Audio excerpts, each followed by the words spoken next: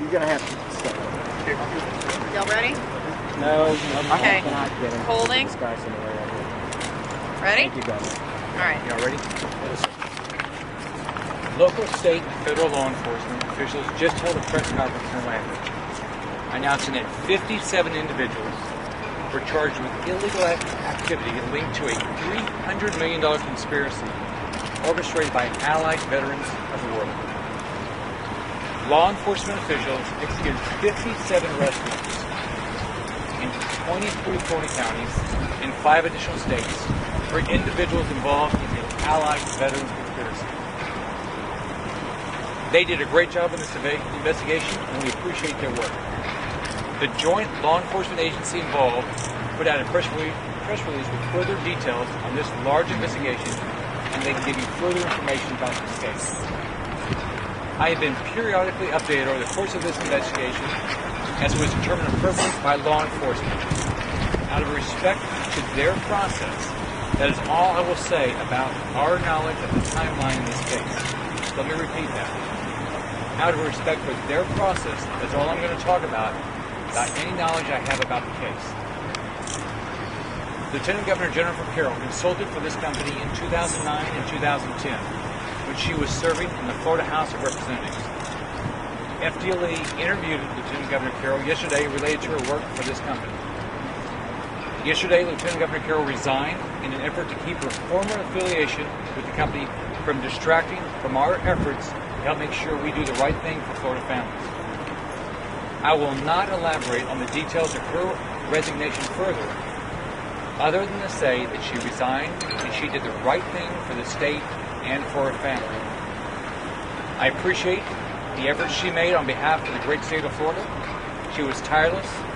She put a lot of effort into military, into getting jobs going, and I'm very grateful for her service. I have asked, let's get to work, and Rick Scott for governor to immediately identify any contributions from allied veterans or the affiliate companies named in this investigation. I want any funds from these groups to be immediately given to charity. I have zero tolerance for this kind of criminal activity. Period. No tolerance. Additionally, we have seen reports that the Republican Party of Florida accepted $25,000 from allied veterans to fund inaugural events when I took office. The party has no record of that contribution. As to the future of the Lieutenant Governor position, Florida law provides that there be a Lieutenant Governor, that a Lieutenant Governor be in place. We will not turn our attention to this topic until after this session ends. Or to say again, we're not going to put our attention on this issue of replacing the Lieutenant Governor until after the end of session.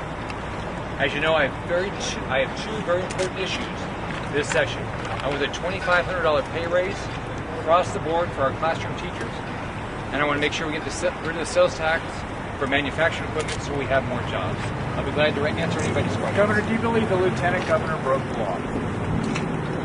I'm not going to talk about the investigation at all, but I have no knowledge that she broke the law. When you look at her disclosure record, it shows that she, in fact, had them as a major employer for her consulting company, but in both of those years, she did not indicate how much she made. Why not? You have to go back and talk to somebody else about that. Gerald Bailey said in Orlando he anticipated the second wave of arrests would include elected officials. Do you have a feeling for how many, at what level?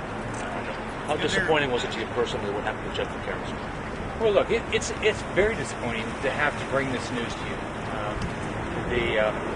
My focus is, as you know, is getting our state back to work.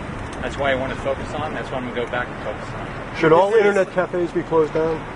Look, I think with this news, everything's on the table. I look forward to working with the House and the Senate to review this, but I think that issue's on the table. Would you support a statewide ban of internet cafes? I think that issue's on the table. I want to work with the House and the Senate to see if that's something we ought to be doing. When you say everything is regulation also on the table for these, or do they need to be gone? I want to work with the House and the Senate, but I think everything's on the table right now. Do you anticipate who you would choose as a lieutenant governor would be your running mate next year? Well, look, I've got lots of people who are already interested in the job, but I'm not going to focus on that until after the end of the session. Governor, is the resignation of the lieutenant governor something that you feel is was important for you to help your reelection? What I'm going to tell you is, I'm disappointed after bringing the news. Lieutenant Governor Jennifer Carroll resigned. She did the right thing for the state and family. Do you believe your campaign did an adequate job vetting Lieutenant Governor Carroll, and are you going to try to? What's your vetting process going to be this time around?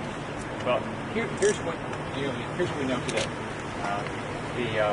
She was involved in a company that we know has been involved in criminal activity. Was Jennifer Carroll going to be your running mate next year? I mean, it doesn't matter. Doesn't matter what I talk about now about that. But What type of qualities are you supposed to make? well, I think whenever you pick a lieutenant governor, you want somebody that can do the job, somebody that can do the right thing for the state of Florida. Last one. Do you anticipate she will be indicted? I have no. Thank you. Gerald Bailey wouldn't rule that out. Thank you. sir. Guys.